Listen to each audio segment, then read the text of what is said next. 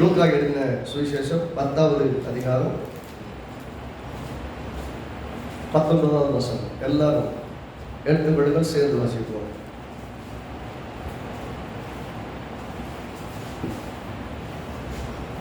எல்லாரும் சேர்ந்து வாசிப்போம். எல்லாம் சேர்ந்து வாசி. இதோ சர்ப்பங்களையும் தேள்களையும் மிதிக்கவும் சத்துருடைய சகல வல்லமையும் மேற்கொள்ளவும் உங்களுக்கு அதிகாரம் கொடுக்கிறேன், ஒன்றும் உங்களை சேதப்படுத்த மாட்டார். எல்லாம் ஒன்றும் உங்களை சேதப்படுத்த மாட்டார். ஒன்றும் உங்களை டேமேஜ் பண்ணாது. எல்லாம் ஒன்றும் டேமேஜ் ஆகாது.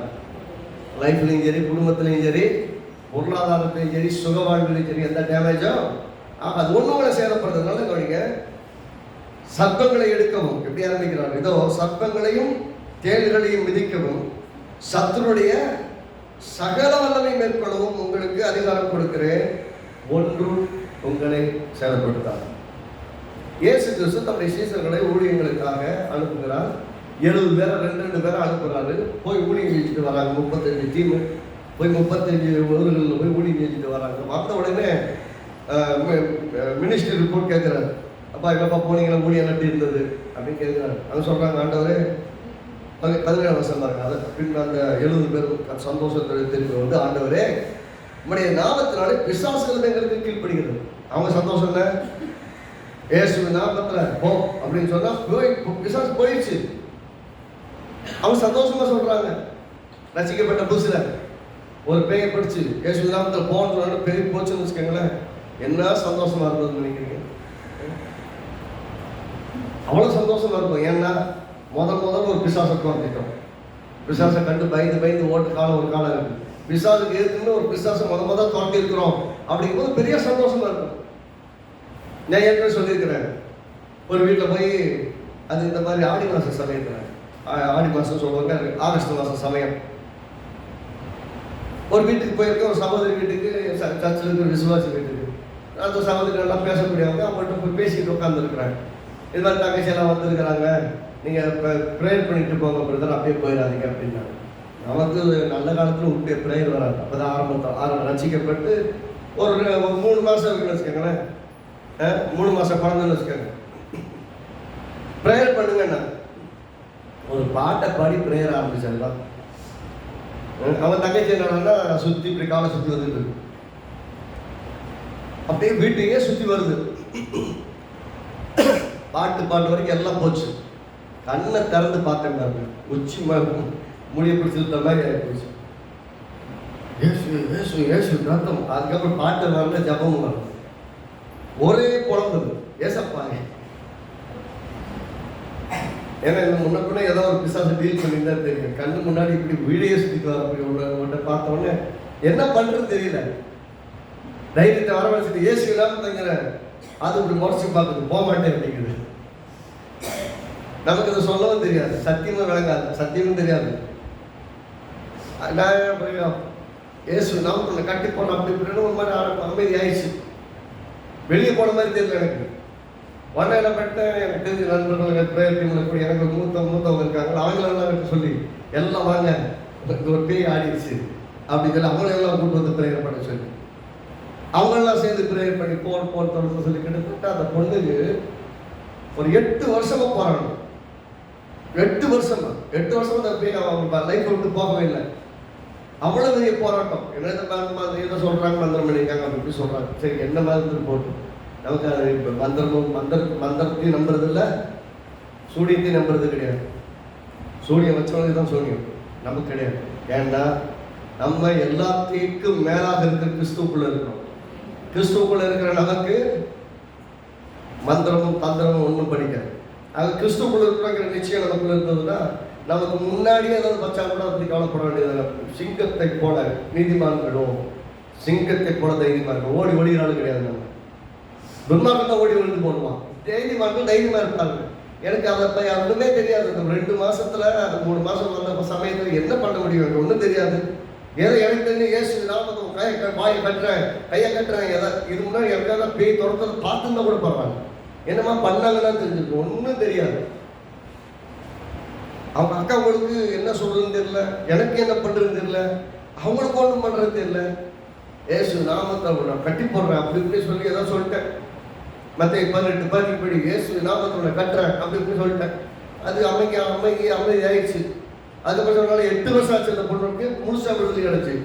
அந்த பொண்ணு விடுதலை அடைஞ்சு திருமண வாழ்க்கைக்கு உட்பட்டு அவர் வாழ்க்கை நல்லா ஆகிற வரைக்கும் பார்த்தீங்கன்னா எப்போ பார்த்தா பிரதர் எப்போ வருவீங்க, பிரதர் எப்போ வருவீங்க, அதை பார்த்து பயந்து போய்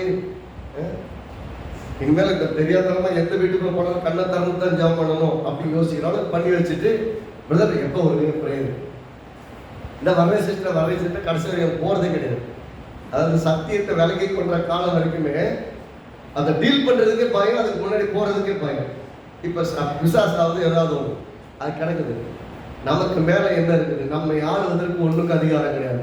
நமக்கு மேலே ஒரே ஒருவர் மட்டும் ஆண்டவராக இயேசு. நமக்கு எல்லாம் பாதுபடியாக்கப்பட்டுச்சு. பார்த்ததுக்கு தான் வச்சுக்கணும், மேலே வச்சுக்கவே கூடாது. பிரச்சனைக்கு மண்டை மேலே வச்சுக்கிட்டு, பிரச்சனைக்கு தலை மேலே வச்சுக்கிட்டு, கண்டதுக்குள்ள டென்ஷன் ஆகிட்டு, நம்முடைய சுகத்தையும் பலனையும் ஆரோக்கியத்தையும் இழந்துக்கிட்டு நல்லா போக வேண்டிய வாழ்க்கையை கெடுத்து போட்டு வாழக்கூடிய அளவே கூடாது. எல்லாம் மாறிடும். அது நிச்சயத்தோடு இருக்கணும். இங்க வந்து சொல்றாங்க, இயேசு நாமத்துல நாங்க போனோம், உங்களுடைய நாமத்தை சொன்னோம், பிசாசால ஓடி போச்சு அப்படின்னு ஒரு மிராக்கிள் ரிப்போர்ட் சொல்றாங்க. எத்தனை பேர் நீங்கள் அனுபவங்கள் இருக்கும்? உங்களுக்கு எத்தனையோ விதமான பிசாசுகளை திறந்து அனுபவம்லாம் இருக்கும். பெரும்பாலும் பார்த்தீங்கன்னா நம்ம சபைக்குள்ள சத்தியத்தை எங்க போத்துக்கிறோமோ அந்த சாத்தானுக்குள்ள இடமே இருக்காது. ஏன்னா மைண்ட் பிரைட் ஆயிடுச்சுன்னா அங்கே உள்ளே வர முடியாத பிசாசுக்கு தெரியும். இயேசு கிறிஸ்து வந்தா அவர் வார்த்தையினால ஜெயிச்சாரு. அதுக்கப்புறம் இயேசு தொடவே வரல, சுத்தி தான் வேலை செஞ்சான். ஏன்னா இவங்கிட்ட வேலை செய்ய முடியாதுன்னு தெரியும். யார் பலவீனனோ, யார் பலவீன மக்கள் மனதை உடையவர்களா இருக்கிறாங்களோ, இந்த பேய் படம் போடுவாங்க, பலவீனமான மன என்ன பண்ணுவாங்க, இருதய பலவீனம் உள்ளவர்கள் இந்த திரைப்படத்தை காண வேண்டாம். எதுக்கு? பேய்படம் பார்த்தா காற்று நின்றுடும். அப்படி இருதய பலவீனம் உள்ளவர்களாக இருக்கிறவர்களுக்கு அப்படின்னு சொல்றதுல அந்த மாதிரி நிலைமையில ஒவ்வொரு நாளும் இருதயத்தில் பலவீனமா இருக்கிறவங்க தான் பிசாசு டெய்லி வருவான். டெய்லி டிஸ்டர்ப் பண்ணிட்டு இருப்பான். அவன் சமாதானத்தை கெடுப்பான், அவன் முன்னேற்றத்தை கெடுப்பான், ஏதாவது பேசிட்டு இருப்பான். நான் ஒன்று சொல்றேன், எப்பெல்லாம் பிசாசு பேசுறானோ நம்மளால முன்னேற்றத்தை பார்க்க முடியாது. நம்மளுடைய வாழ்க்கை கட்டி இழுக்கப்படுறத பார்ப்போம், முன்னேற விடாதபடி தடுக்கிறத பார்ப்போம். அப்ப யார் என்ன பேசப்படுகிறதுங்கிற வார்த்தையை கவனிக்கணும். அந்த பேசுகிற வார்த்தை உங்களை தூக்கி எடுக்கும் என்று சொன்னால் அது ஆவியானவர் பேசுறாங்க அர்த்தம். உங்களை டிப்ரெஸ் ஆகப்பட்டது, உங்களை பலவீனப்படுத்துறது, உங்களை தோண்டு போகப்பட்டது, இன்னைக்கு பேசாம இருந்திருக்கலாம், இன்னைக்கு கேட்காம இருந்திருக்கலாமே அப்படின்னு யோசிக்கிற அளவுக்கு இருந்திருந்தா அன்னைக்கு ஆவியானவர் பேச வேண்டாம், பிசாசு பேசிட்டு இருக்கான்னு அர்த்தம், அல்லது மனுஷன் பேசிட்டு இருக்கான்னு அர்த்தம். நான் சபை எத்தனையோ சமயங்கள்ல நான் சபையில போய் உட்கார்ந்து இருக்கும் போதெல்லாம் ஏன்டா வந்தோம் இன்னைக்குன்னு யோசிச்சது. ஏன்னா தெரியாதனமா ஒருத்தர் பூ வச்சுட்டு வந்திருப்பாங்க. அன்னைக்கு சப்ஜெக்டே அவர்தான். ஏன்னா இத்தனை பேர் வந்து உட்காந்துருக்கோம், பூ வச்சதான பிரச்சனை. பூ வச்சவங்களுக்கு பிரசங்கம் பண்ணா தனியாக கூட்டு பிரசங்கம் பண்ணிட்டு போனது. இத்தனை பேர் கேவத்தோட எதிர்பார்ப்பு, ஆண்டவரே நீங்க கூட பேசுங்க ஆண்டவர்னு வந்து உட்காந்துருக்காங்க. பூவை பத்தி பேசிட்டு போனா என்ன இருக்கும்? அப்ப பூ வச்சவங்களுக்கு பேசணும்னா கூட்டத்தில் வச்சு பேசணும்ல, தனியாக கூப்பிட்டு பேசிடணும். தனியா கூப்பிட்டு பேச வேண்டியதை கூட்டத்தில் பேசுறதும், கூட்டத்தில் பேச வேண்டியதை தனியா பேசுறதும் கரெக்ட் கிடையாது. ரெண்டு கரெக்ட் கிடையாது. என்ன சொல்ல வருதுன்னு சொன்னா, காரியங்கள் எப்படி எப்படியோ கையாளணும்னு நினைச்சிட்டு மனசுல எதிர்பார்ப்போடு ஜெபத்தோட நம்பிக்கையோடு வர்றவங்கள சோர்ந்து போக பண்ற மாதிரி ஒரு வார்த்தை வந்ததுன்னா சில சமயம் பார்த்தீங்கன்னா ஆராதனைக்கு வந்திருப்பாங்க, கிளம்பி போகும்போது அழுதுகிட்டே போவாங்க. இன்னைக்கு ஏண்டா ஆராதனைக்கு வாங்க, இவருக்கு தனிப்பட்ட பிரச்சனை இருந்ததுன்னா தனியாக வச்சுக்க வேண்டியது, இங்கே வச்சுட்டு எல்லாரையும் திட்டுறாங்க. இது எல்லாம் பார்த்துட்டு தான் நான் வாழ்க்கையை முடிவு பண்ணேன். என்ன கொழுந்து விட்டு இருக்கிற பிரச்சனை எனக்குள்ள இருந்தாலும் சரி, வீட்டுக்குள்ள இருந்தாலும் சரி, இங்கே வந்தாச்சுன்னா ஆவியானவர் மட்டும் தான் பேசணும். ஆவியார் எனக்கும் பேசணுமே, நானும் பலன் அடையணுமே. நான் எங்கே போக முடியும்? நான் யார்கிட்ட போய் உட்காந்துருக்க முடியும்? என் ஆண்டவர் பேசணுமே. அப்படின்னா ஆவியானவர் என்னோட கூட பேசணும்னா ஆவியானவருக்கு நான் சவியை கொடுத்து ஆண்டவர்கிட்ட வாங்கிக்கிட்டு தான் உங்கள்கிட்ட பேச முடியாது. அவுட் ஆஃப் எக்ஸ்பீரியன்ஸ் சொல்லுவாங்கல்ல, நான் அனுபவித்து பேச வேண்டும், அதுதான் எனக்கும் பயம், கேட்கவர்களுக்கும் பயம். நான் அனுபவையாததை உங்களுக்கு பேசினேன்னு சொன்னா இது ஒரு பிரசங்கம் மாதிரி இருக்கக்கூடிய போதனையாகவும் இருக்காது, லீட் பண்றதாகவும் இருக்காது, உங்களை நடத்துகிறதாகவும் இருக்காது. இங்க கவனிங்க, இவங்க சொல்றாங்க, கர்த்தாவே உங்களுடைய நாமத்தினால பிசாசுகள் எங்களுக்கு கீழ்ப்படுகிறது அப்படின்னு சொல்லி சந்தோஷப்படுறாங்க. யாருக்கெல்லாம் என்னென்ன விதமான பிசாசு தோற்ற அனுபவங்கள் இருந்தாலும் நான் ஒன்று சொல்லுவேன், எப்பெல்லாம் தேவன் நம்மள்கிட்ட பேசி ஒரு சில காரியங்கள் செய்ய சொல்றாரோ அந்த அதிகாரத்தோடு போய் செய்யும்.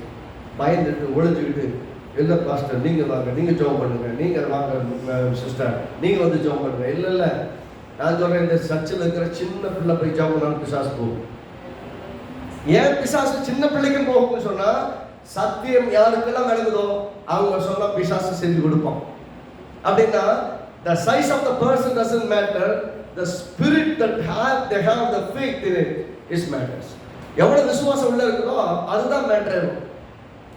அப்ப விசுவாசம் உங்களில் இருந்தால் நீங்க காட்டத்தி மரத்தை பார்த்து பிடுங்குவீங்க, கண்மலையை பார்த்து நீங்க நொறுங்கி போவீங்க, இந்த இடத்தோட பேர்ந்து போவீங்க. நீங்க பேச முடியாதது செய்ய முடியாதெல்லாம் செய்வீங்க. நீங்க ஜெபம் பண்ணீங்கன்னா மழை நிற்கும், நீங்க ஜெபம் பண்ண மழை வரும், நீங்க ஜெபம் பண்ண அக்கினி வரும், நீங்க ஜெபம் பண்ண பஞ்சமே இல்லாம போயிடும்.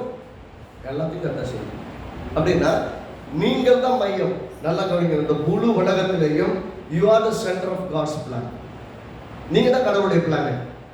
நீங்க உங்க குடும்பத்துல, உங்க வாழ்க்கையில, ஊழியத்துல, இந்த ஆலயத்துல எல்லாத்துலயும் கர்த்தர் உங்களை சென்ட்ரலைஸ் பண்றாரு.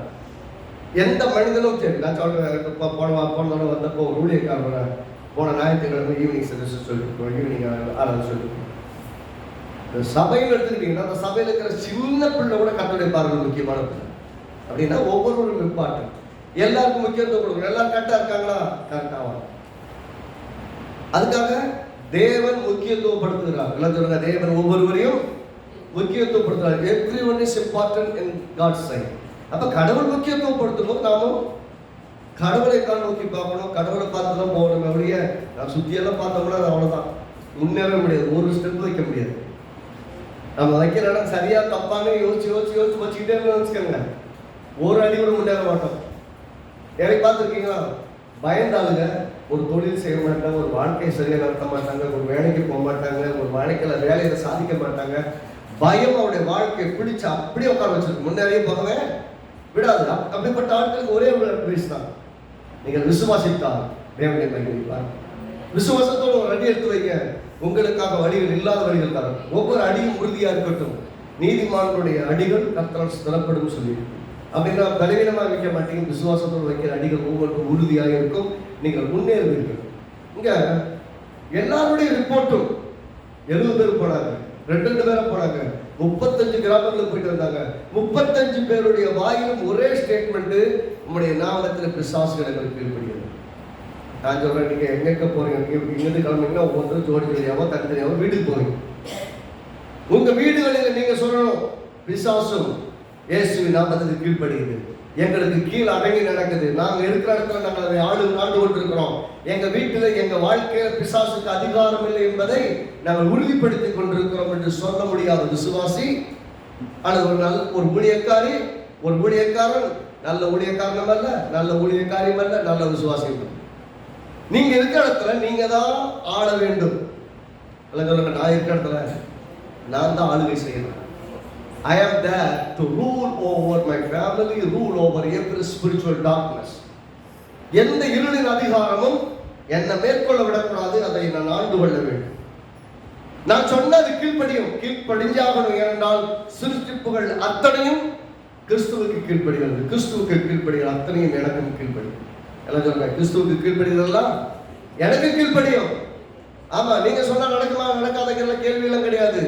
அதனால நீங்க சொல்லி வாட்ச கம்யூனியன்ல வாட்ச வசனமா இருந்தாங்க, பாத்திரத்துல பானம் பண்ணி ரத்தத்தை பானம் பண்ணி பாத்திரம் அப்பத்தை புசிக்கிறவனுக்கு, என் மாம்சத்தை புசிக்கிறவனுக்கு நான் அவனை நினைத்திருக்கிறேன், நீங்க என்ன நினைத்திருக்கேன். அப்படின்னா he is remaining in us, அப்படிமா நமக்குள் இருக்கிறார். அப்படின்னா நாம் அல்ல, அவராகவே வெளிப்படுகிறார். அப்படின்னா நம்மை பார்க்கும்போது ஒரு சில சமயத்தில் நம்ம அந்த டிசர்னிங் வச்சிருக்கணும். நான் வாழ்கிற வாழ்க்கை இல்லை, எனக்கு கிறிஸ்து வாழ்கிறார். ஆமென். ஏசப்பா எனக்குள்ள வாழ்கிற வாழ்க்கையை யோசிச்சிட்டீங்கன்னா உங்க பார்வையும் உங்கள் எண்ணமும் உங்கள் செயல வேற மாதிரி இருக்கும். கவனிச்சு பாருங்க, சங்கீதங்களின் புஸ்தகம் 121 சங்கீதம் 6வது வசனத்தை பாருங்க, என்ன சொல்கிறது? சங்கீதம் 121, பகலிலே வெயிலும் இரவிலே நிலவும் உங்களை சொல்றாரு, ஒன்றும் உங்களை சேதப்படுத்தாது. என்ன சேதப்படுத்தாதான்? பகலிலே வெயிலும் இரவிலே நிலவும். ஏனென்றால் அந்த இரவு பகலில் இருக்கிற அந்த சூரியனுக்கும் இரவில் இருக்கிற அந்த நிலவுக்கும் கூட உங்க மேல அதிகாரம் கிடையாது, நீங்கள் அதை ஆண்டு கொள்வீங்க. பேசுறானே, சூரியனை நில்லு, சந்திரனை நில்லுனாலே, அவன் வார்த்தைக்கு அந்த சூரியனும் சந்திரனும் கீழ்ப்படியுதுன்னா ஏன் கீழ்ப்படியுது? கர்த்தர் அவனுக்கு அதிகாரம் கொடுத்தபடியால் கீழ்ப்படியுது. அப்படின்னா பகலிலே வெயில், இரவிலே நிழல் அவளை சேதப்படுத்தாதபடிக்கு பகலிலே மேக ஸ்தம்பமாகவும் இரவில் அக்னி ஸ்தம்பமாகவும் கட்டக்கூடாது நடத்தினார். இன்றைக்கும் அதே தேவனாகிய கர்த்தர் உங்களை நடத்தி கொண்டிருக்கிறார். உங்களை காக்கும்படியாக உங்களுடைய பிரசனத்தை கொண்டு உங்களை மகிமையில கூடி இருக்கிறார். இந்த நேரடியான குரோச்சிங் வெயில்ல ரொம்ப அவ்வளவு அதிகமான உஷ்ணத்துல நம்ம பாதிக்கப்படாதபடிக்கு மட்டும் கிடையாது, இந்த ஆவிக்குரிய வாழ்க்கையில நமக்கு வரக்கூடிய அத்தனை ஹீட்டையும் பரிசுத்த ஆவியோட பேலன்ஸ் பண்ணிட்டு இருக்கிறார். நம்ம பெருசா தாக்கத்தை ஏற்படுத்தி ஆவிக்குரிய சோர்வு வந்து விடாதபடி, பலவீனப்பட்டு விடாதபடி, மனதிலே தோய்ந்து விடாதபடி தேவன் தைரியப்படுத்துகிறார். உள்ள வந்து தைரியம் வரலன்னா நீங்க வாழ்க்கையை பேஸ் பண்ண மாட்டீங்க. காலையில எந்திரிச்ச என்னவெல்லாம் நடக்கும் உங்களுக்கு பயத்தோடய நீங்க எந்திரிக்கிறீங்கன்னா ஆவியானவரோடு நடப்பதில் தடுமாறி கொண்டிருக்கிறீங்க. இன்னைக்கு நாள் விடியுதா, இன்னைக்கு என்னெல்லாம் வந்து நிக்க போதும், எவெல்லாம் வந்து நிக்க போறோம் அப்படின்னு இருக்க கூடாது. இன்னைக்கு எனக்காக என் தேவ ஆவியான முன்னாடி போறார், எனக்காக காரியத்தை நடப்பிக்கிறார். நான் வெற்றியாக முன்னேறுவேன், நான் ஜெயிப்பேன், என் காரியம் எல்லாம் ஜெயமா இருக்கும். கர்த்தர் பட்சத்துக்கு எனக்காக யுத்தம் பண்ணுவா, எனக்கு விரோதமாக எழும்புகிற ஆயுதம் வாய்க்காது. எழும்பும் போதே அப்படி ஆரம்பிக்கணும். என்னெல்லாம் பண்ண போறாங்க, எங்கெல்லாம் குடிய வெட்ட போறாங்க, எவெல்லாம் தோண்டி வச்சிருக்கானோ ஏசப்பா ஒரு மட்டும் தெரியும். இல்ல அவருக்கு தெரியும் தான், நமக்கும் தெரியும் தான் எவெல்லாம் தோண்டுவான்னு.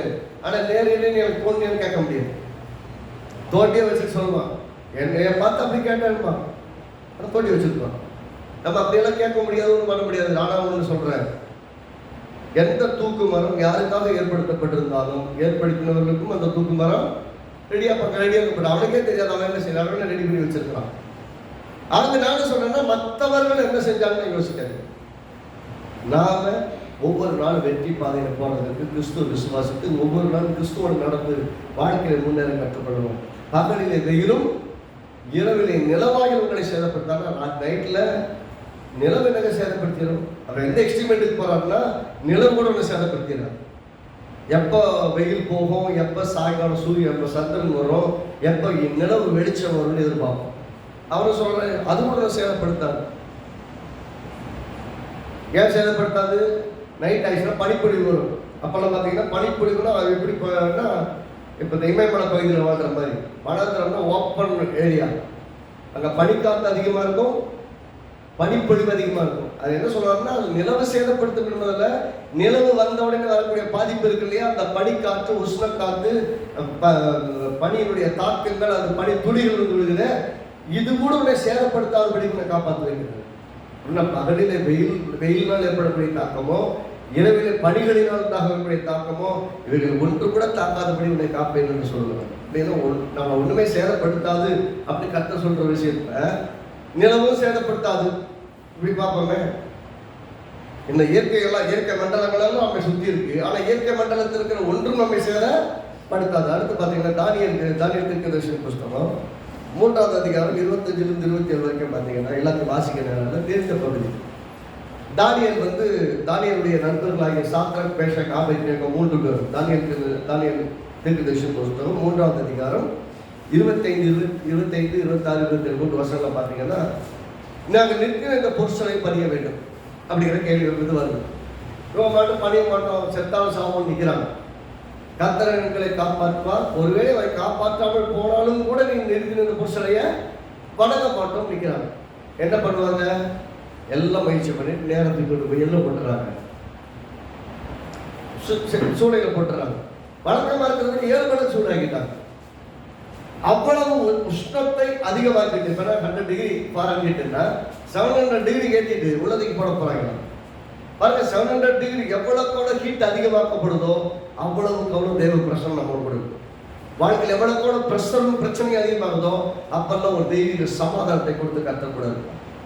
அந்த பிரசனத்தை நீங்கள் அனுபவிக்க கூடாது என்ற பிசாசு கவனமா இருப்பார். எரிகிற அக்கினி சோலையின் மத்தியிலும் 3வது நபராக இயேசு கூட இருப்பார். எவ்வளவு பிரஷர் இருந்தாலும், எவ்வளவு டென்ஷன் இருந்தாலும் உங்க உள்ளத்தை மட்டும் பாருங்க, அமைதியை வச்சுருப்பாங்க. அந்த அமைதி இருக்க விடாத அளவுக்கு எல்லாம் நடக்கும். நீங்க அப்படியே கொஞ்சமா ரெஸ்டோர் ஆகிட்டே வருவீங்க, டிஸ்டர்ப் ஆகும். டிஸ்டர்ப் ஆகிட்டே வருவீங்க, டிஸ்டர்ப் ஆகும். அப்படி ஒவ்வொரு முறையும் டிஸ்டர்ப் ஆகும் ஒன்று புரிஞ்சுக்கணும். ரொம்ப சீக்கிரம் அது வந்து வெளியே வர போகிறீங்க. கத்தை தூக்கிட்டு வெளியே வர போறான்னு அர்த்தம். எப்பெல்லாம் நம்முடைய மனசு, எண்ணங்கள், செயல்கள் போராடி கொண்டிருக்குதோ, எப்பெல்லாம் வெளியே வரும்போதெல்லாம் அப்படி டிஸ்டர்ப் ஆகிட்டுதோ, கத்தை ரொம்ப சீக்கிரமா ஒரு பெரிய சமாதானத்துக்குள்ள, மீண்டும் அந்த சந்தோஷத்துக்குள்ள, நன்மைக்குள்ள குடும்பத்தையும் சரி, ஊழியத்தையும் சரி, உறவுகளையும் சரி, எல்லாத்தையும் சரி பண்ணுவாரு. வேலை ஸ்தலத்துல சரி பண்ணுவாரு. எல்லா இடத்துலையும் ஒரு பெரிய அமைதியான சூழ்நிலை தேவன் உருவாக்கும். நாம நினைப்போம் இந்த சரியா பண்ண முடியாதான்னு. உங்களால என்னால கண்டிப்பா முடியாது. நம்மள எத்தனைதான் முயற்சி பண்ணாலும் ரொம்ப எளிமையா சொல்றோம். we are all incapable people to resolve what we can. கர்த்தர் ஒருத்தர் தான் பெஸ்ட் ஆஃப் எக்ஸ்பெக்ட் பண்ணுறோம். ஒன்னே ஒண்ணுதான், கர்த்தர் மட்டும் தான் நம்பணும். கர்த்தாவே நீங்க உதவி செய்யுங்க, இந்த விஷயத்துல நீங்க தலையிட்டு காரியத்தை நடத்துங்கன்னு சொல்லி ஒப்பு கொடுக்கணும். இவங்க துணிந்து நின்னாங்க, தூக்கி கொண்டு போய் நெருப்புல போட்டாங்க.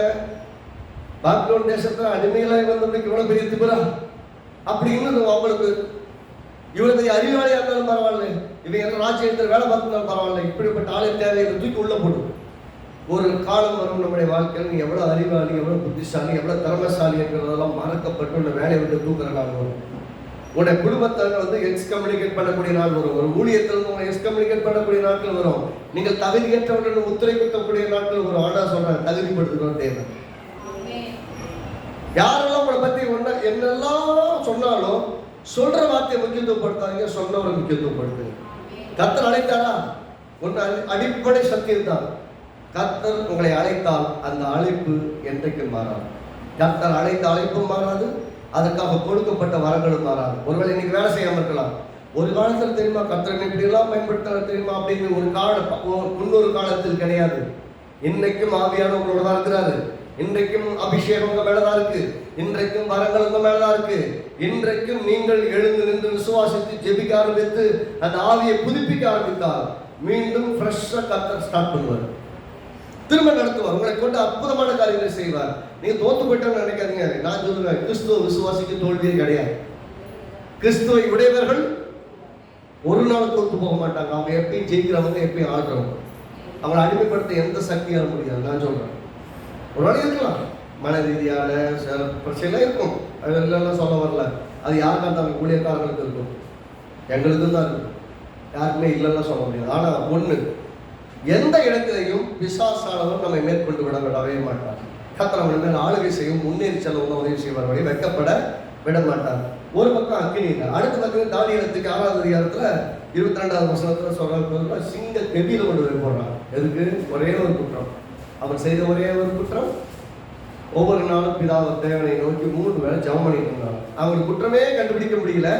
ஒரே குற்றம், அவன் இன்னும் ஜெபம் பண்ணிட்டு இருக்கான். இந்த சிலையை கும்பிடணும், உண்மை கும்பிடணும். ஆனா அவன் என்ன பண்றான்? கடவுளை கும்பிட்டு இருக்கான். என்ன பண்ணணும்? இப்போ அவனை தூக்கி சிங்க கபீர் போட்டு கொள்ளணும். இதான் சட்டம். சிங்க கபீர் போடுறாங்க. 24வது 26வது 23 சொல்ல, தேவன் பேரில் விசுவாசம் இருந்ததா வேதாந்தே சொல்றது. அவன் தேவன் பேரில் விசுவாசம் உள்ளவனா இருந்தபடியால் அவரின் ஒரு சேதமும் காணப்படவில்லை. ராமே சொல்லுவோம், சிங்கம் பட்சிக்கக்கூடியதுதான். ஒரு ஆள் வச்சு 7 மணி துண்டுண்டாக்கிறது. ஆனா அவனுடைய ஒரு சேதமும் காணப்படவில்லை. ஏனென்றால் அந்த சேர்ந்து சொல்லுது, அவன் தேவன் பேரில் விசுவாசமா இருந்ததால். நான் சொல்றேன், நீங்கள் தேவன் பேரில் விசுவாசமா இருந்தால் எவ்வளவோ சேதங்கள் வந்தத மாதிரி இருந்தாலும் உங்களில் ஒரு சேதமும் காணப்படாது. எல்லாம் ராமே சொல்லுவாங்க, எங்களுக்கு ஒரு சேதமும் காணப்படாது. இதுதான் ஜபம். ஒரு தீங்கும் எங்களை அணுகாது. டெய்லி கால் வச்சு சொல்லுங்க, சத்தமா மனசு விட்டு சொல்லுங்க. இல்ல மனசுக்குள்ளேயே சொல்லுங்க. யாரை பற்றி பயந்தீங்கன்னா மனசுக்குள்ளேயே சத்தமா சொல்லுங்க. உங்க உள்ளத்திலிருந்து ஆழத்திலிருந்து சொல்லுங்க, ஏசப்பா ஒரு தீங்கு எடுங்க, நாங்கள் சுகத்தோட ஆள் எல்லாம் இழந்து போனதில் ரெஸ்டோர் பண்ணிக்குவோம், எல்லாத்தையும் திருப்பி கொள்வோம். எங்கள் வாழ்க்கை நல்லா இருக்கு, எங்கள் எதிர்காலம் நல்லா இருக்கு, என் குடும்பம் நல்லா இருக்கு, என் பிள்ளைகள் நல்லா இருக்குங்க. நாங்கள் சந்ததி சந்ததியாய் தலைமுறை தலைமுறையாய் ஆசீர்வாதமாய் வாழ்வோம். உடைய வாக்கு தத்தங்கள் எல்லாம் ஒன்று விடாமல் எங்களுக்குள் நிறைவேறும் என்பதை விசுவாசிக்கிறோம் ஆண்டவரே அப்படின்னு விசுவாச அறிக்கை செய்யணும். எல்லாம் ராமன் சொல்லுங்க. அப்ப சூழ்நிலையை பார்த்து ஓடி ஒளிந்து கொள்ளக்கூடிய மக்கள் நாம அல்ல. சூழ்நிலைகளை மற்றிலும் நெருப்புக்குள்ள போட்டாலும் அது நம்மை சேதப்படுத்தாது. அக்கினி வெயில் சேதப்படுத்தாது, நிலவு சேதப்படுத்தாது, சிங்கம் சேதப்படுத்தாது, ஒன்றும் உங்களை சேதப்படுத்தாதுன்னு கர்த்தர் சொல்லுகிறார். அப்படின்னா சேதப்படுத்துவதற்கான அதிகாரம் எதுக்குமே இல்லை. சர்ப்பங்களா இருக்கலாம், தேள்களா இருக்கலாம், அது எதுவும் எந்த விதமான விஷ ஜந்துகளா இருக்கலாம். தேள் கடிச்சு எத்தனையோ முறை தேள் கடிச்சிட்டு பாருங்க. எனக்கு நிறைய தேள் கடிச்சு.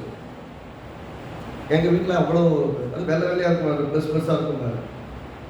கடிக்க வேண்டியது, அப்புறம் என்னமோ புளி என்னமோ வச்சு தேய்ப்பாங்க, என்னமோ பண்ணுவாங்க. என்ன அது ஒரு 2 நாளைக்கு கடுன்னு இருக்கும் விஷம் ஏறி. அப்போல்லாம் மருத்துவமெல்லாம் அப்படி சிறப்பாக கிடையாது. தேள் கடிச்சா விஷம் இருக்கு, மருந்து மூலிகை மருந்து அப்படிலாம் கிடையாது. அதில் அந்த இடத்துல அப்படியே நிற்கும். இந்த புளியெல்லாம் அது இதெல்லாம் வைப்பாங்க, அதை வச்சு வெங்காயம் இது மாதிரி வச்சு அப்படி தான் சரி பண்ணுவாங்க. அத்தனை முறை தேள் கடிச்சிருக்குதான். சர்ப்பங்கள் எழுப்பீர்கள் தேள்களை தெரியாத காலத்திலேயே அத்தனையும் மிதிச்சுட்டு அத்தனை மேலே சிக்கிட்டு கடி வாங்கிட்டு அதை மிதிச்சு கொண்டிருக்கிறோம். அப்புறம் தான் பைபிளே விளங்குச்சு, சர்ப்பங்களை எடுப்பீர்கள் தேள்களை மிதிப்பீர்கள். வாழ்க்கையில பிரச்சனைகளும் போராட்டங்கள் வரும்போது பயந்து ஓடி ஒழித்து கொள்ளக்கூடியதல்ல, வெற்றியாய் முன்னேறும்படியாக நம்ம அழைக்கப்பட்டிருக்கிறோம்.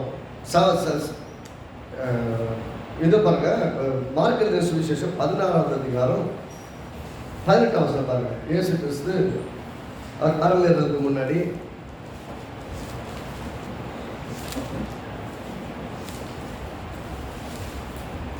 மார்க் எழுதின சுவிசேஷம் 16ஆம் அதிகாரம் 18ஆம் வசனம். எல்லாம் சேர்ந்து வாசிங்க. சர்ப்பங்களை எடுப்பார்கள். என்ன சொல்லுங்க? ஆமா, அப்ப 17 ஆரம்பிங்க. நல்லா இருக்கும். விசுவாசிக்கலால் நடக்கும் அடையாளங்கள் ஆவன. எல்லாரும் சொல்லுங்க. விசுவாசிக்கிறவர்களால் நடக்கும் அடையாளங்கள் யாவன? யாரெல்லாம் விசுவாசிக்கிறவங்க?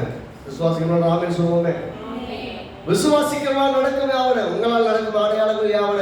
உங்களால் என்ன அடையாளங்கள் நடக்கும்? என்ன சொல்லுகிறது?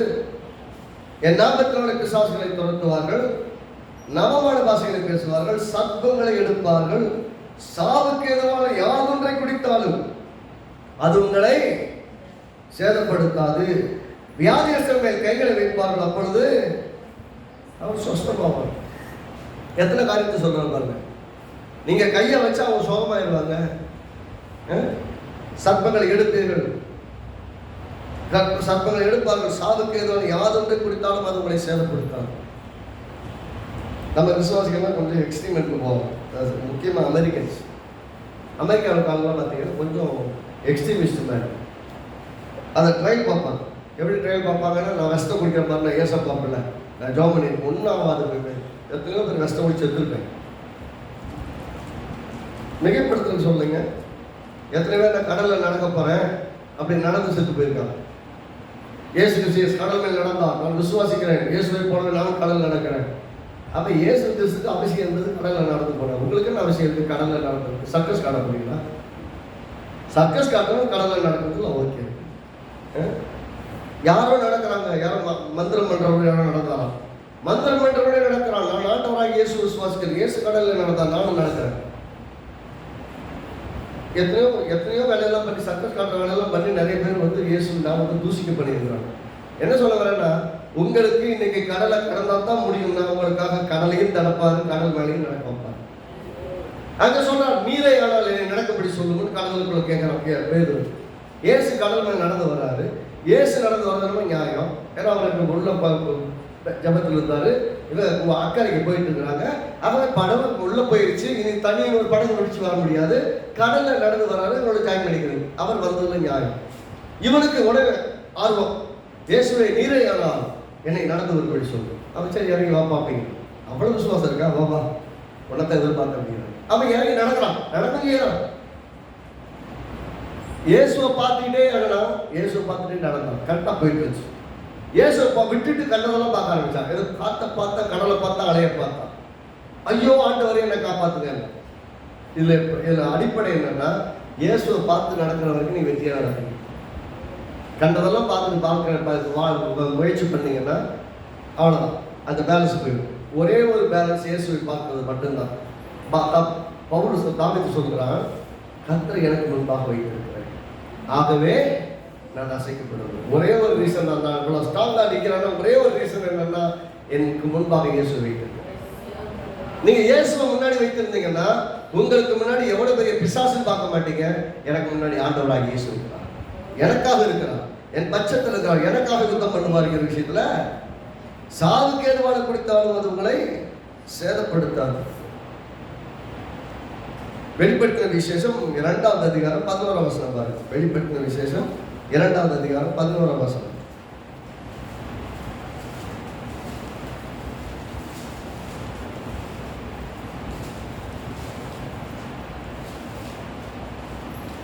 ஆவியானவர் சபைகளுக்கு சொல்லுகிறதை காதுள்ளவன் கேட்க கடவன். ஜெயம் கொள்ளுகிறவன் இரண்டாவது மரணத்தில் சேதம் அடைவதில்லை. எல்லாரும் சத்தம் வராமல் சொல்லுவோம். நீங்க வெற்றியான ஒரு வாழ்க்கை வாழ்வீர்கள் என்றால், என்னால வாழ முடியல என்ன சொல்லிட்டு இருக்கேன், அது நீங்க சொல்றீங்க. அவர் சொல்ற கணக்குப்படி பார்த்தா பகலில் வெயில சேதப்படுத்தாது, இரவுல நிலவு சேதப்படுத்தாது, சூரியன் சேதப்படுத்தாது, சந்திரன் சேதப்படுத்தாது, சிங்கம் சேதப்படுத்தாது, அக்கினி சேதப்படுத்தாது, எந்த விதமான வல்லமைகளும் அதிகாரங்களும் உங்களை சேதப்படுத்தாது. இப்படி என்ன எப்படி போறா, எந்த எக்ஸ்ட்ரீமெண்ட் போயிட்டாங்கன்னா, நீ வெற்றியான ஒரு வாழ்க்கை வாழ்கிறாய் என்றால், கிறிஸ்துவ விசுவாசி வாழ்றன்னா, இரண்டாவது மரணமும் உன்னை சேதப்படுத்தாது. The second death cannot destroy you. அப்படின்னா இரண்டாவது மரணம் என்பதிலே நாம் ஆண்டு உட்பிரவேசித்து விட்டோம். அந்த உட்பிரவேசித்து விட்டபடியால் இரண்டாவது மரணத்திலே, இரண்டாவது வருகையிலே இரண்டாவது மரணம் என்பது நமக்கு சம்பந்தமே இல்லை. இரண்டாவது மரணம் என்கிறதுல நமக்கு சம்பந்தமே இல்லை. ஏனென்றால் கிறிஸ்துவுக்குள் நாம் எல்லாரும் மரணத்திற்குள்ளாக போயிட்டோம். ஆகவே நாம் எல்லாரும் மறுபடியும் எழுந்திருக்கிறோம். ஆகவே இரண்டாவது மரணம் நம்மை ஆளுவது. இப்பயும் பார்த்துக்கோங்க, எங்க பாருங்க, எந்த டிவியை திறந்து பாருங்க, எந்த பிரசங்கத்தை கேளுங்க, நான் சிசங்க உட்காந்து கேட்பேன். எல்லாம் கேட்டு பார்த்து கட்டாதீங்கனாலேயே நல்லா காசு கொடுத்துருக்கீங்க, காசு போட்டு டிவியில பிரசங்கம் பண்றாங்க. ஆனா இப்படியெல்லாம் பிரசங்கம் பண்ணிட்டு உட்காந்துருக்காங்க. இந்த மாதிரி இங்க சத்தியத்தை போதிக்கிறதுக்கு ஆளுகிட்டலாம் காசு சேர மாட்டவர். இப்படிப்பட்ட முக்கிய ஆட்கள்லாம் டிவியில சொல்றதுக்கு உதவி செய்ய காட்டவர். ஜாமம் என்ன பிரச்சனைனா, சத்தியத்தை போதிக்கிறார்களுக்கு என்ன அந்த வாய்ப்புகள் ரொம்ப கம்மி. இந்த மாதிரி ஆட்கள் நிறைய காசு வச்சிருக்காங்க, என்ன பண்றாங்க, கத்துறதும் உதவி செய்யறாங்க. கத்து நான் நன்றி சொல்றேன். ஏதோ அவங்களால முடிஞ்சதை செய்யணும்னு பாக்குறாங்க. என்ன பிரச்சனை, இன்னும் சத்தியத்தையும் சேர்த்து தெரிஞ்சு சத்தியத்தையும் சேர்த்து சொல்றவங்க நல்லா இருக்கும். கத்தர் உச்சந்தலை உடைய பாருங்க, என்னென்னமோ சொல்லுவாங்க. சொல்லுவாங்க அப்படின்னு சுத்தியில வச்சு சுத்தி காட்டுற மாதிரி இருப்பாங்க. வாய்ஸாக தாடிக்காரு, கையில கம்பி வச்சிருக்காரு, தலையில் நோட்டு நடிப்பாரு. இந்த மாதிரிலாம் சொல்லும்போது எனக்கு எப்படி இருக்குன்னா, அவங்க எப்படி பிரச்சனை, எப்படி இது பொதுமக்களுக்கு அவங்க என்ன கிறிஸ்தவ மட்டும் தான் பார்க்குறாங்க நினைக்கிறாங்க. இயேசுவை அறியாதவர்கள் பார்ப்பாங்க. அவங்க என்ன பிக்சரை கொடுக்குறீங்க, இயேசுவை தலையில் அடிப்பார், மண்டை உடைப்பாருன்னு சொன்னா, ஐயோ அப்பா இவ்வளோ மோசமான ஒரு ஆளுகிட்ட நமக்கு இருக்க வரணும்னு இருப்பான். உனக்காக தலையில அவர் முள்முடி சூடப்பட்டு தலையில் அடிக்கப்பட்டார், கொட்டப்பட்டார், துப்பப்பட்டார், அவ்வளவு அவமானத்தை சகிச்சார். இவர் எவ்வளவு சகிச்சதும் உன்னை நேசித்து உன்னை மீட்டுக் கொள்வதற்காகத்தான். உன்னை நேசிக்கிற ஒரு தேவன் இருக்கிறார். உன்னுடைய சாபத்தை, உன்னுடைய மரணத்தை எல்லாத்தையும் அவர் எடுத்துக்கிட்டா உனக்கு பதிலா அவர் பாதாள வரைக்கும் போயிட்டு வந்திருக்கிறாரு. இன்னைக்கு நீ விசுவாசித்தால் தேவனுடைய பிள்ளையாக வாழ முடியும்னு சொன்னா அதுல ஒரு அர்த்தம். இவங்க அதெல்லாம் விட்டுட்டு என்னோட சொல்லி சில சமயம் பார்த்தீங்கன்னா ஒரு நல்ல பிரசவம் போயிட்டு வரும், போயிட்டே ஆண்டு இருப்பேன். திடீர்னு பார்த்தீங்கன்னா அது வந்துடும், உள்ள வந்துடும். ஏசப்பா இவங்களை வண்டின்னு ஆஃப் பண்ணிடும், இல்லை வேற மாற்றிடும். ஏன்னா அவங்க நினைக்கிறாங்கன்னா நம்ம வாய்ப்பு கிடைச்சிருச்சு ஏதாவது சொல்லிடணும். நான் நிறைய சமயங்கள்ல சில சமயம் சபைகள்லையும் நீ பரலோகத்துக்கு போவியா, பரலோகத்துக்கு போவியா, பரலோகத்துக்கு போவியா. நான் திரும்ப திரும்ப சத்தமாக அந்த மாதிரி சபைகள்லாம் சில சமயம் பிரசங்கம் பண்ணுறது தேவன் கூப்பிட்டு போயிருக்காங்க. அந்த மாதிரி சபையை அழுத்தி சொல்லிட்டு வந்துருக்கு, பைபிள்லேருந்து சொல்லிட்டு வந்துருக்கு. நீங்கள் ஆல்ரெடி பரலோகத்துக்கு தான் இருக்கீங்க, என்ன அவர் வந்து கூப்பிட்டு போகணும், இல்லை நீங்கள் போய் சேரணும், ரெண்டு தான். வெளிப்படுத்த விஷயத்தை வாசி பார்த்தீங்கன்னா தெளிவாக சொல்றாரு,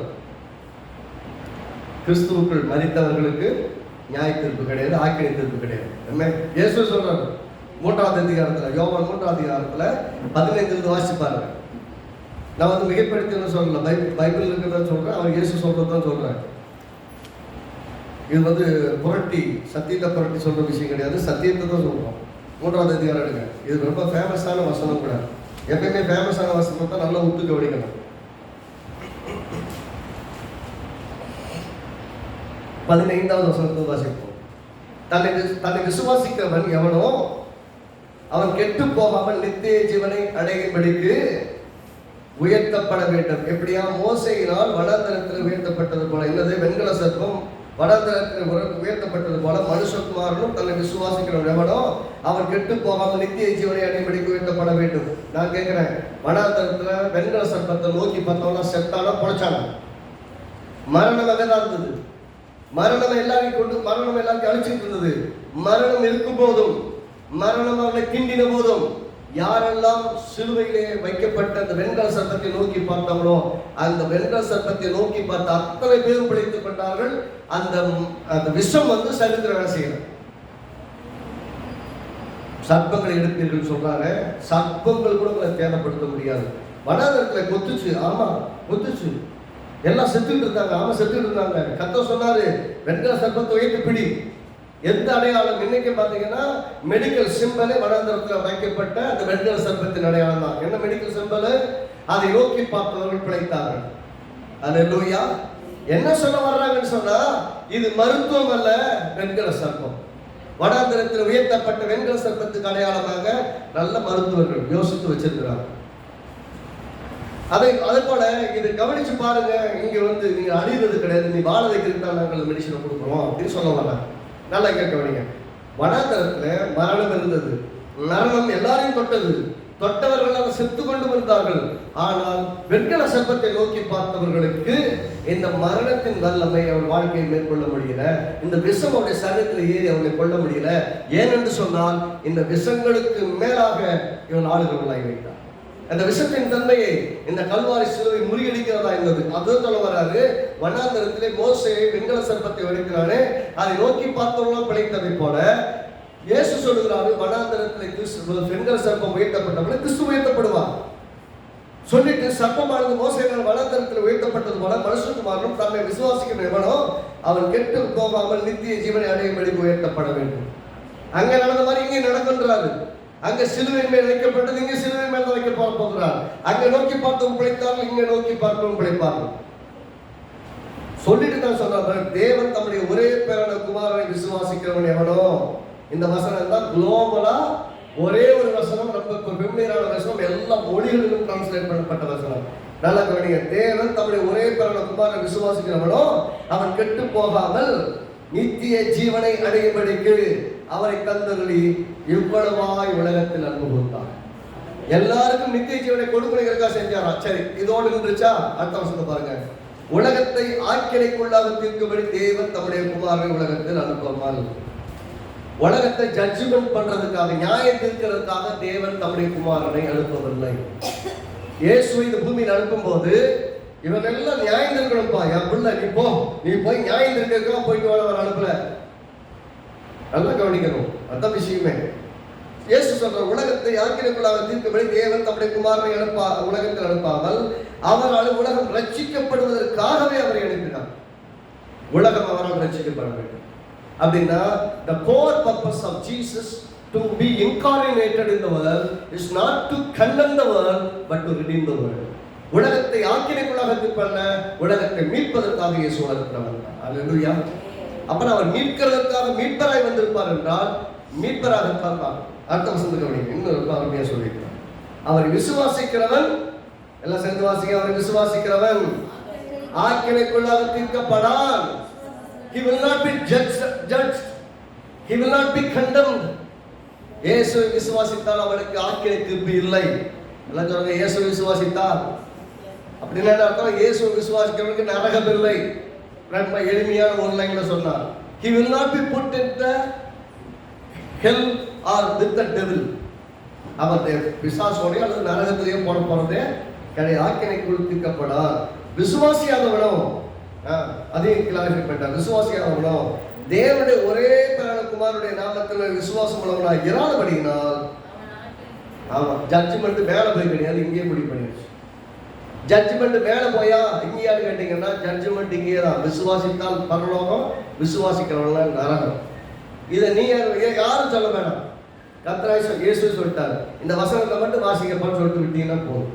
ரொம்ப நீங்க எக்ஸ்பிளைன் பண்ணணும்னு அவசியம் கிடையாது, எல்லாருக்கும் ஈஸியாக புரியும். நான் இப்போ சொல்றது தான். உங்களை சேதப்படுத்தான்னு சொல்லுவாங்க. நீங்க பார்த்த எத்தனை விஷயங்களை பார்த்தோம்னு கவனிச்சு பாருங்க. அத்தனையிலும் ஒன்று நல்லா தெரியுது. பகல்ல வெயிலோ, இரவுல நிலவோ, சூரியனோ, சந்திரனோ, அக்கினியோ அல்லது சிங்கமோ, சர்ப்பங்களோ ஒன்றுங்களை சேதப்படும். அப்போஸ்தலனாகிய பவுல் கரைக்கு வந்து சேர்ந்துட்டு முள் வரங்களை எடுத்து போட்டு குளிர் காயலாம் அப்படின்னு உட்காந்துருந்தான். இவன் விறகல்லி போட்டால் கையில் பாம்பு கொடுத்துருக்கு. எல்லாம் அப்படி பார்த்துட்டு இருக்காங்க, எப்படா நான் சாவான்னு பார்த்துட்டு இருக்காங்க. ஆமான்னு உதவி போட்டு காய்ச்சலாக இருக்கான். இதுதான் சொல்றது, சர்ப்பங்களை எழுப்பீர்கள் தேர்தலை இருப்பீர்கள். சர்ப்பங்கள் கூட உங்களை கடித்தாலும் ஒன்று ஆகாதுன்னு சொல்லும்போது என்ன அர்த்தத்தில் சொல்லப்படுகிறது? அங்கே அவன் கடிக்கட்டும் அப்படின்னு கை வைக்கிற வச்சுட்டான். கடிக்கணும் அது கேட்டது வாய்ப்பு கிடைச்சது, கடிச்சிருச்சு. ஆனால் ஒன்று என்ன நடந்தது? எல்லாரும் பார்த்தார்கள். பார்த்தவொன்னே சொன்னாங்க, உண்மையில கடவுள் போடுறதுன்னு நினைச்சாங்க. அவளுக்கு பூஜை பண்ண ஆரம்பிச்சிட்டாங்க. நான் சொல்றேன், உங்களுக்கு நடக்கும் அற்புதங்களை காண்கிற உங்களை பரலோகத்தில் இருக்க புதுசாக மாதிரி பார்க்குற அளவுக்கு கர்த்தர் அற்புதமான மக்களாக மாற்றுவோம். அதனுடைய அதை விசுவாசிப்போம். ஒன்று உங்களை சேதப்படுத்தாதான் சேதப்படுத்தாது. ஏனென்றால் ஆரம்பத்தே சொன்னேன், ஆதியாகமம் 1:25-26 வரைக்கும் உள்ள 24 பூமி அனைத்தையும் சகல மிருகஜீவன்களை மாட்டுக் கொள்வீர்களா? நம்ம எல்லாவற்றுக்கும் மேலாக அதிகாரியாக வைத்திருக்கிறார், ஆளுகளாக வைத்திருக்கிறார். ஆகவே இவைகள் ஒன்று விட நம்மை ஆண்டு கொள்ளார். நமக்காகத்தான் சூரியன், சந்திரன், வானம், பூமி, தண்ணீர் எல்லாத்தையும் உண்டாக்கினார். உண்டாக்கினவர்களில் ஒன்றும் நம்மை சேதப்பட்ட. அதனால சொல்றாரு, நீ தண்ணீர்களை கடக்கும் போது நான் இருப்பேன், நீ ஆறுகளை கடக்கும் போது அவையில் உண்மையில் பொருளாது, அக்கினியை நடக்கும் போது வேகாது இருப்பாய். ஏனென்றால் அக்கினி ஜுவாலையின் பேரில் பற்றாது என்று நாமும் கூட. இது இயற்கைக்கும் உங்கள் மேல் அதிகாரம் இல்லை, இந்த ஜீவராசிகளுக்கும் உங்கள் மேல் அதிகாரம் இல்லை, இந்த வான மண்டலங்கள் இருக்கிற எந்த பிசாசின் வல்லமைகளுக்கும் உங்கள் மேல் அதிகாரம் இல்லை. ஏனென்றால் நீங்கள் எல்லாவற்றின் மேலும் ஆளுநர்களாக இருக்கிறீர்கள். எல்லாம் ஒரு ஆமென் சொல்லுவாங்க. ஒன்றும் உங்களை சேதப்படுத்தாது. சேதமாயிருமான பயப்படாதீங்க, ஒன்றும் சேதப்படுத்தாது. சேதமான மாதிரி தெரியுதா? சேதமான மாதிரி தெரியும், ஆனால் சேதப்படுத்த முடியாது. நம்ம எல்லாம் மீண்டு வருவோம், எல்லாவற்றையும் மேல் ஆளுகை செய்வோம். ஒவ்வொரு நாளும் எழுந்திருக்கும் போதும், உட்காரும் போதும், படுக்கும் போதும், நடக்கும் போதும், தூங்கும் போதும், எந்திரிக்கும் போதும், சொப்பனத்தில் கூட ஒவ்வொரு காரியத்தையும் ஆளுகை செய்ய ஆரம்பிங்க. எல்லாவற்றையும் கீழ்படுத்துங்க. நான் சொல்றேன், ரொம்ப சீக்கிரமா சகலமும் உங்களுக்கு கீழ்படும். நீங்க கீழ்படுத்த முடியாத ஒன்று இருக்குன்னு இந்த உலகத்துல இல்லவே இல்லை. I can challenge you. எல்லாத்தையும் கீழ்படுத்த முடியும், எல்லாத்தையும் நீங்க ஆழ்ந்து கொள்வீங்க. ஒருத்தர் கால் பண்ணார். நேற்று ஒருத்தர் கால் பண்ணார், ஒரு ஃபோன் வந்துச்சு. ஐயா, நாங்கள் திருமலை வாயிலிருந்து பேசுறோம் ஐயா அப்படின்னாரு. சரி சொல்லுங்க ஐயா, ஒரு பிசாசு கிரி இருக்கு, உங்க சர்ச்சில் கூட்டு வந்தா துரத்துவீங்களா அப்படின்னாரு. நான் சொன்னேன், பிசாசு கிரி எல்லாம் நாங்கள் துரத்துறது கிடையாது, கூட்டு வாங்க, வசனத்தை கேட்க சொல்லுங்க, வசனம் எல்லா வேலையும் செய்யும். வசனத்தை கேட்க சொல்லுங்க, விசுவாசிக்க சொல்லுங்க, அந்த கிரியெல்லாம் அவங்களை விட்டு போயிடும். நீங்க தோற்றீங்களா கிட்ட நான் மந்திரவாதி கிடையாது, நான் தோற்றவாதிகள் பண்றது கிடையாது, கூட்டுவாங்க, கர்த்தருடைய வார்த்தை தன் வேலையை செய்யும். போன பிஸ்டர் அவருக்கு கர்த்தருடைய அவர்கள் என்ன வரணும், மந்திரிக்கணும், ஏதோ தண்ணியை தெளிக்கணும், எதை கையை வச்சு அப்படி பண்ணணும், போகையா போக மாட்டியா இதெல்லாம் பண்ணணும். அவர் எங்கேயோ ட்ரை பண்ணிட்டு மதுரவாயிலிருந்து மேற்கொண்ட ஒரு சர்ச்சை தேடி கண்டுபிடிச்சு ஃபோன் நம்பர் எடுத்து அது என் நம்பர் கால் பண்ணாங்க. நல்ல கவனிக்கணும், ஆன்லைனில் என் நம்பர் இல்லவே இல்லை. ஆன்லைனில் என்னோட மொபைல் நம்பர் கூப்பிடும்போது யார் கூப்பிட்றான்னு எனக்கு நல்லா தெரியுது. நல்லா புரிந்து கொள்ளணும். காலம் அப்படிப்பட்ட காலமாக இருக்குது. ரொம்ப ஞானமாக பேசவும் கற்றுக்கணும், ஞானமாக வாழவும் கற்றுக்கணும், ஞானமாக செயல்படவும் கற்றுக்கணும். யூடியூப்ல போகுது தெரியணுங்கிறது தான் பேசுகிறேன். ஏன்னா நாம் இங்கே பிசாசு எந்த பிசாசு இருக்குங்க, முதல் பிசாசுக்கே பயந்து போய் ஓரமாக பார்த்துருந்தாங்க. அப்புறம் எந்த பிசாசையும் பக்கத்துலேயே வரதில்லை. அதுக்கு தான் பிரச்சனை. இங்கே வந்துச்சுன்னா சரி, நான் பிசாசு கணக்கிலே பார்க்குறேன். இந்த உடம்ப என் பிதா தேவன் உண்டாக்கினா தேவன் கொடுக்குறேன். இதில் இருக்கிறதுக்கு உங்களுக்கு அதிகாரம் கிடையாது, கிளம்பு. அதுக்கு மேலே ஒன்றுமே பேச மாட்டேன், அவ்வளோதான். அது போய் இருக்க முடியாது. ஏன்னா அந்த சரீரத்தை அதுக்கு டிஸ்டோன் பண்ணி விட்டுட்டோம்னா, அதுக்கு உரிமையே இல்லைன்னு ஆக்கிட்டோம்னா, எதனுடைய அடிப்படையில் அங்கே குடியிருக்கும். அந்த சரீரத்தை பிதாகிட்ட ஒப்பு கொடுக்குறோம், அந்த உள்ள இருக்கிற ஆவியை தேவனுடைய கையில் ஒப்பு கொடுக்குறோம். ஆண்டவர் இந்த ஆவியா நம்ம சரீரத்தோட கையில் ஒப்பு கொடுக்குறோம். இதனுடைய எல்லா விதமான வல்லமைகளும் நீர் ஆளுகைக்குள் எடுத்துக்கொள்ளும். இந்த பிசாசின் வல்லமைகளுக்கு இந்த சரீரத்தை நான் கொடுக்க மறுக்கிறேன் அப்படின்னு சொன்னா, அது எல்லாமே டிஸ்டோன் பண்ணப்பட்டதுக்கு அப்புறம் அந்த சரீரத்தில் அதனால் இருக்கவே முடியாது, கிளம்பி. சத்தியம் விளங்காத வரைக்கும் போவையா போக மாட்டியா, நான் யாரும் தெரியுமா, நீ எங்கிருந்து வந்த, யார் ஒன்று அனுப்புனா, அதெல்லாம் ஒரு காலம். இப்பெல்லாம் வாயவே பேசுறது கிடையாது, கிளம்பு. இங்க இருக்க வேண்டிய இடம் இது, இந்த சரீரம் நீ இருக்க வேண்டிய இடம் கிடையாது, நீ கிளம்பு. நம்முடைய வாழ்க்கையின் ஒவ்வொரு இடத்துல நம்ம வாழ்க்கையில பிசாசுக்கு இடமே கிடையாது, இருக்கவும் விடக்கூடாது. இருக்கும் பெர்மிட் பண்ணக்கூடாது. இருக்கட்டும் பரவாயில்ல என்டர்டெயின் பண்ணிட்டு இருக்க கூடாது. இயேசுவின் நாமத்துல போ, என் வீட்டுக்குள்ள உனக்கு என்ன வேலை அப்படின்னு சொல்லி துரத்தி விட்டுருக்கணும். திரும்ப திரும்ப வருவான், டிஸ்டர்ப் பண்ணிட்டே இருக்கும், நீ துரத்தி விட்டுட்டே இருக்கணும். இது வெற்றி பெற வேண்டிய காலம். ஆமே.